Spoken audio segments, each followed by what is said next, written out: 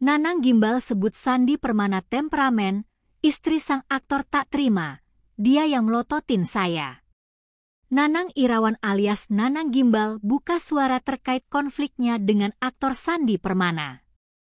Akibat konflik tersebut, Sandi Permana tewas setelah berkali-kali ditikam oleh Nanang Gimbal. Nanang Gimbal juga menyebut Sandi Permana sosok yang temperamen. Istri aktor Sandi Permana, Ade Andriani, membantah sejumlah pengakuan Nanang Irawan alias Nanang Gimbal, tersangka pembunuh suaminya. Dari sifat tersebut, hingga sejumlah rentetan peristiwa perseteruan keduanya itulah yang membuat Nanang nekat melakukan aksi kejinya.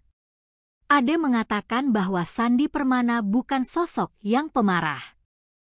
Hanya saja, kata Ade, sang suami memang tegas saat berbicara.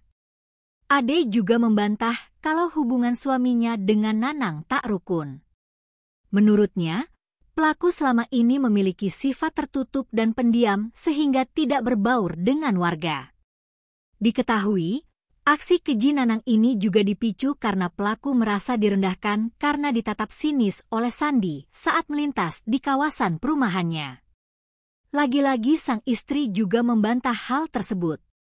Sandi yang disebut meludah ke arah Nanang dan menatap sinis sebelum kejadian, menurutnya tidaklah benar. Nanang yang notabene merupakan tetangga Sandi tega menikam berkali-kali pemeran aktor misteri Gunung Merapi atau Mak Lampir itu. Dirkrimum Polda Metro Jaya Kombes Wira Satya Triputra mengatakan, peristiwa nahas ini terjadi pada Minggu, 12 Januari 2025, pagi pukul 6.30 waktu Indonesia Barat. Wira mengatakan bahwa Nanang menikam Sandi tak ada perencanaan. Nanang disebut emosi sesaat karena perlakuan Sandi terhadapnya saat melintas di depan rumahnya di Cibarusah Jaya, Kabupaten Bekasi.